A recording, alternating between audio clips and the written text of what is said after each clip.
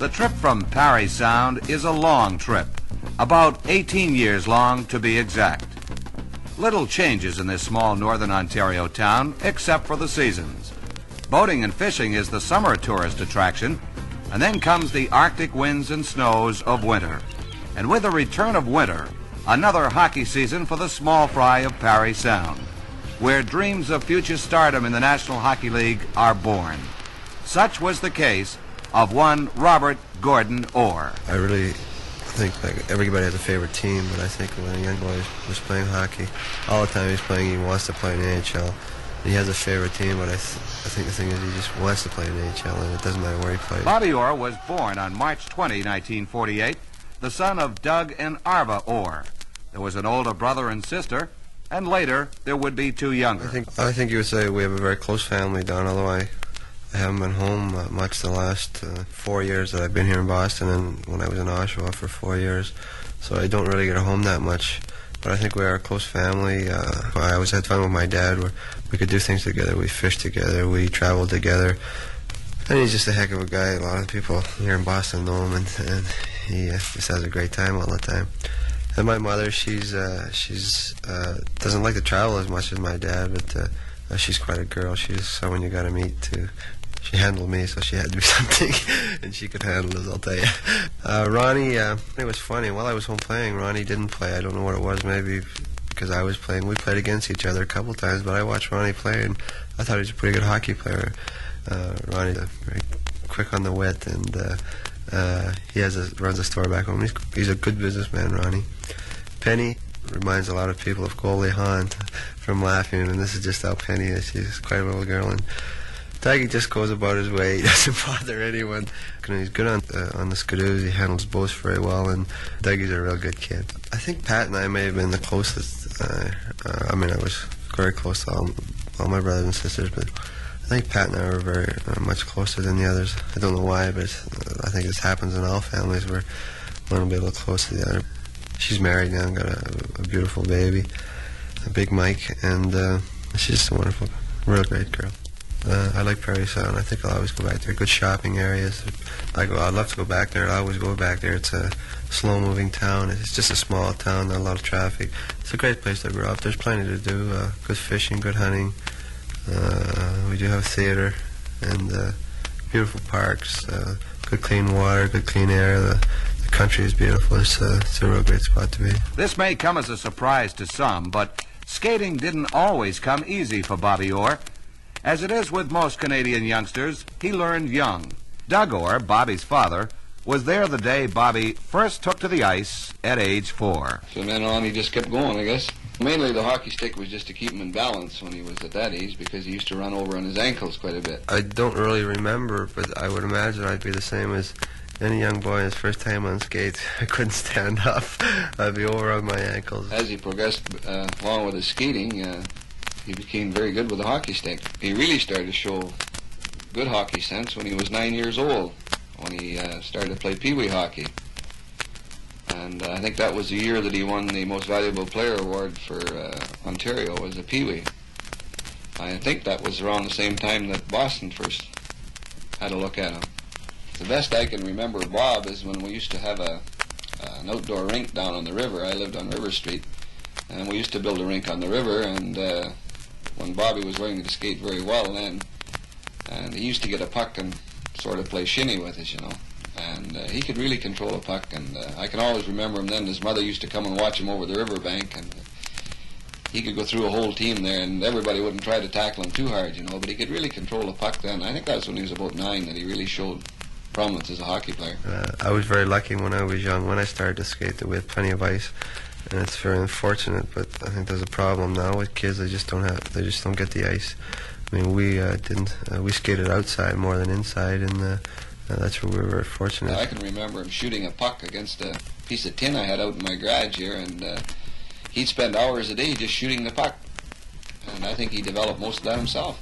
Bobby Orr's life as a boy in Parry Sound was exciting to him. School and hockey from September till June, and from June till September, well, that was reserved for fun, a little fishing, and daydreaming of that life not yet lived. When did Bobby Orr decide for himself that a professional hockey career was his goal?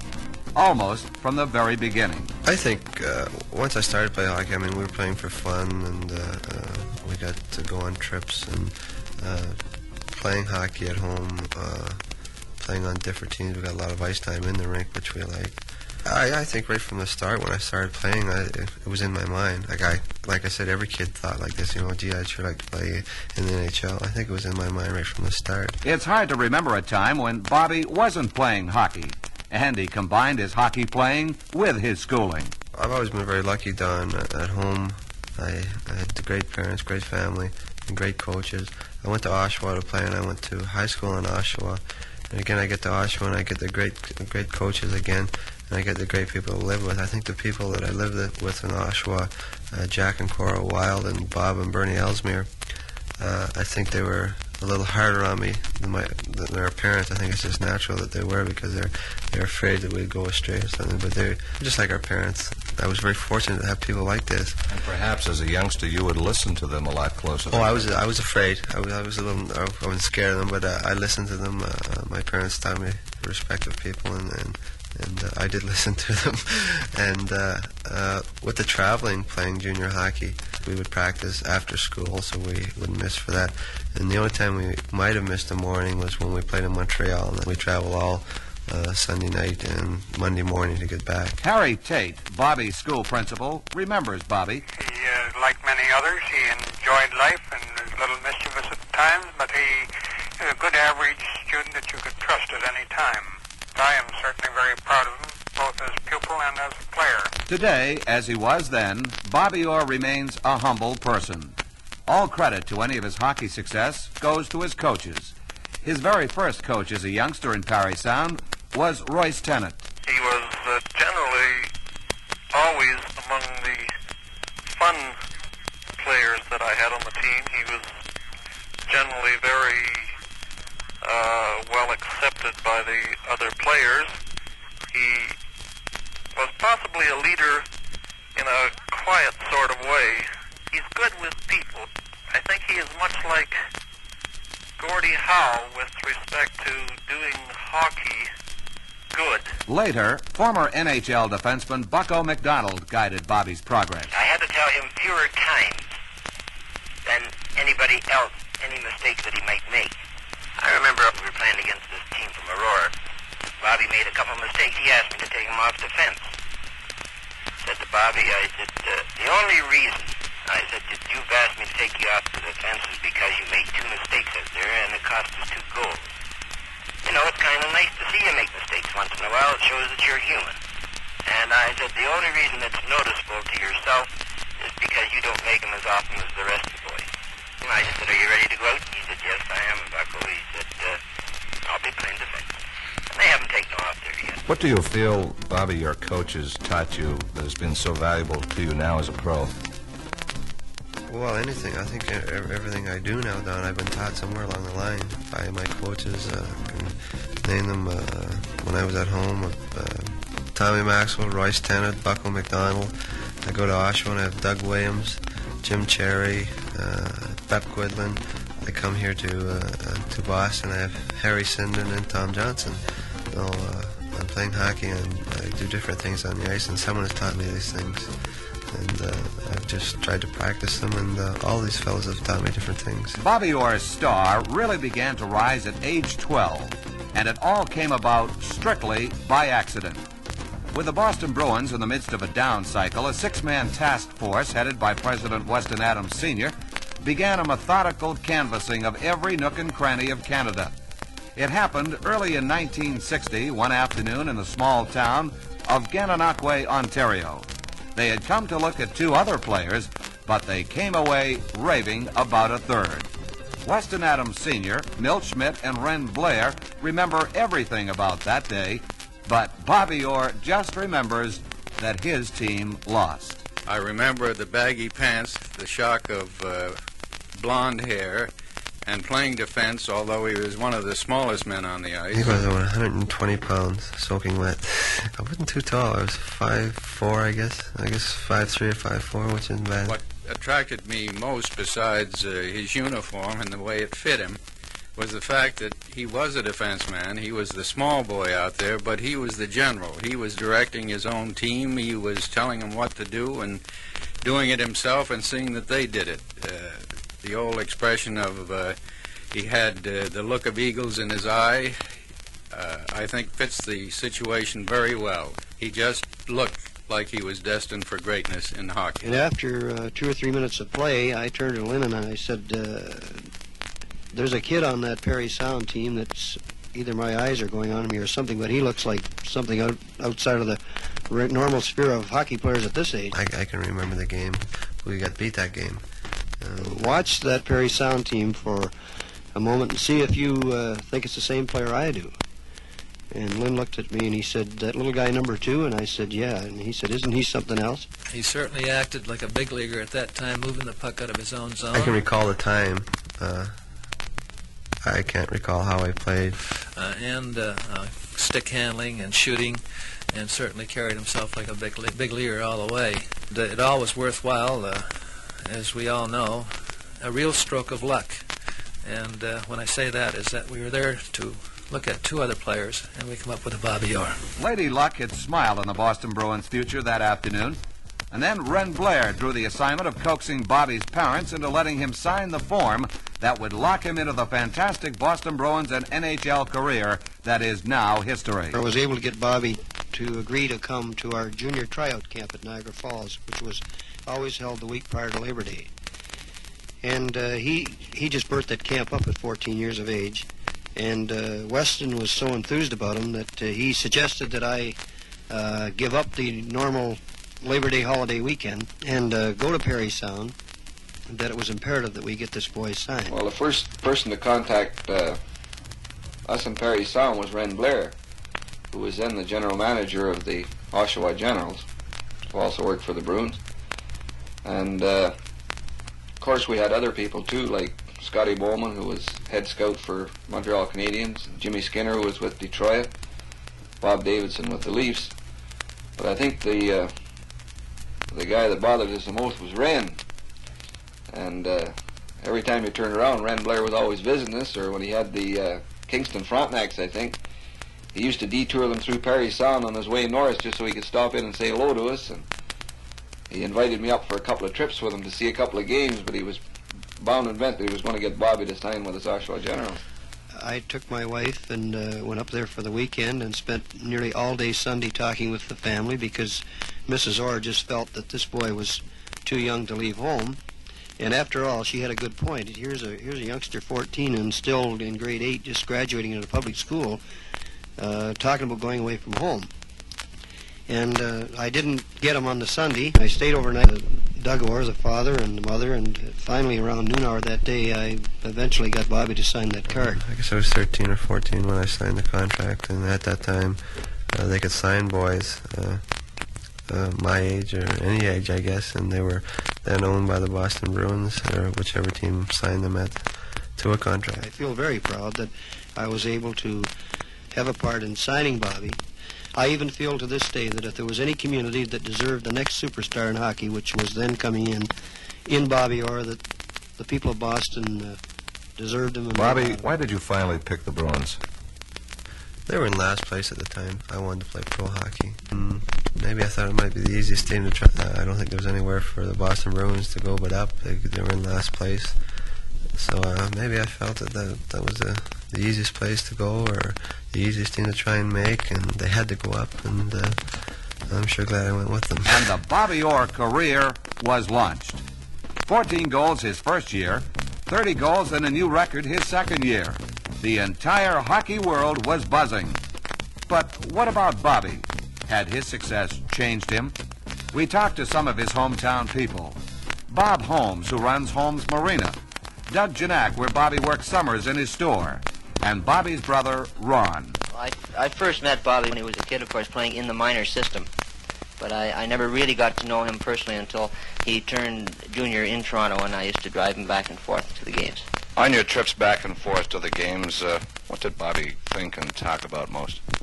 Oh, he talked a lot about hockey, of course, and his schooling. He was very interested in a lot of varied sports. Did you ever imagine in those days that Bobby would make it as far as he has in the National Hockey League? Well, I think people thought of it, but I don't think anyone believed that he would go as far as what he had at his present age. Fishing next to hockey is his favorite recreation. I would imagine that when Bobby comes home in the off-season, that's probably the first thing he heads for. We have his boat ready for him and ready to go, and he just comes down, and he goes right straight to Moon River with some of his friends. They always come back with a real good catch.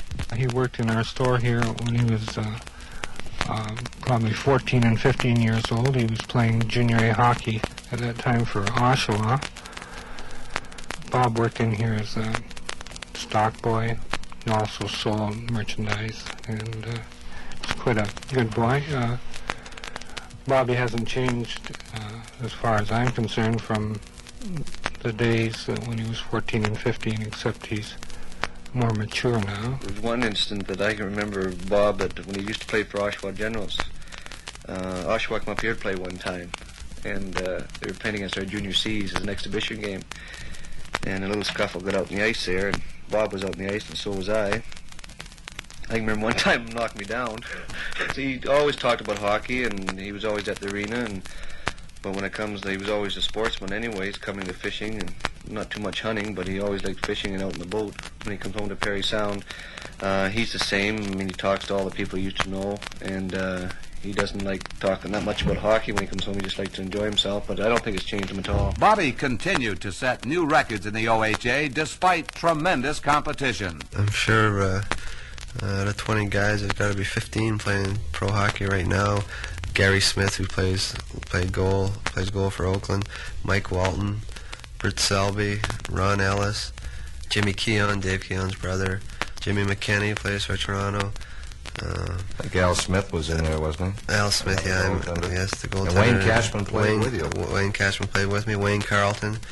And those names, those fellas all play on one team, and we were playing against them. But Cash, I played with Cash in Oshawa. Danny O'Shea, who are Danny in Minnesota, and Cash, of course, here in Boston. They're two of the players I played with in Oshawa. The records continued to fall. 34 goals at age 16, more All-Star honors. But now the once half-pint defenseman had grown into a solid 5'11", 180-pounder. The Boston Bruins were ready for Bobby Orr, and Bobby was ready to face the sternest test of his young life. At age 18, Bobby Orr signed his first professional contract. It took place on a boat in the wee hours of the Ontario morning. It was in Barrie, Ontario. I was working at a boys' camp, and I got a call from Alan Eagleson, my attorney, and he said, why don't you drop in at my cottage on the way home? I would go near his cottage. So I dropped by his cottage, and my dad is there with a friend of his, Alec Eager, and Al's there, and he says, you're going to turn pro today. And I was surprised, but I was very happy.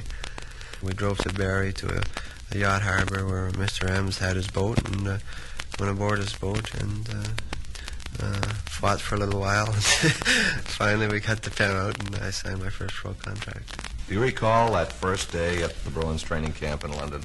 I roomed with Johnny Busick, and Chief walked in, and I recognized him, but he introduced himself, and I said, Mr. Busick, how are you? He says, hey, watch that mister. He says, either Chief or John.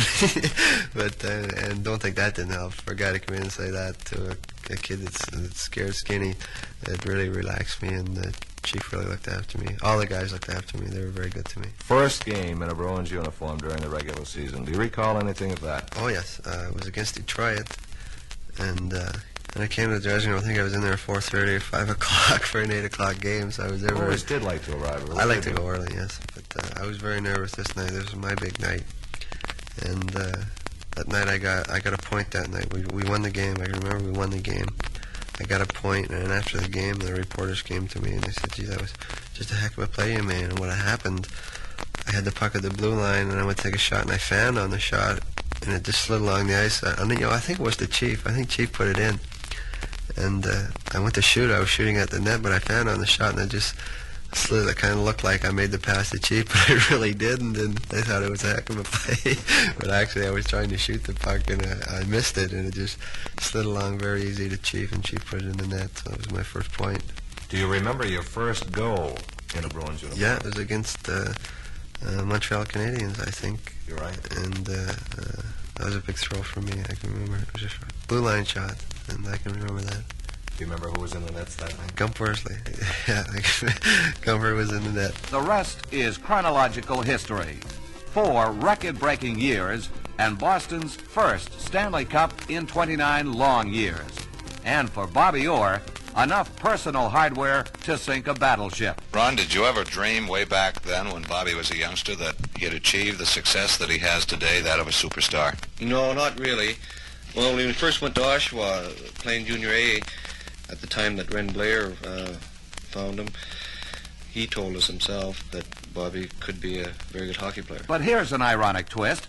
Doug and Arva Orr, where Bobby always got inspirational guidance as a youngster in Parry Sound, neither of his parents saw perhaps his biggest goal of his young career, his Stanley Cup winning goal.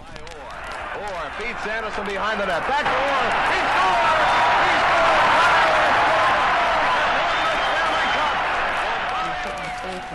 I've been upstairs and downstairs. All the place was full. There must have been 25 or 30 of them here, and they had the TV on upstairs, and you could have cut the smoke upstairs with a knife. And I was on the steps so I could move, because you see, I can't sit still. That's why it bothers me to get me in the gardens down there, and I've got to sit there. And when we needed the overtime, I took off. But I did watch the replay, but I didn't see the score. What were your thoughts even when you saw the replay?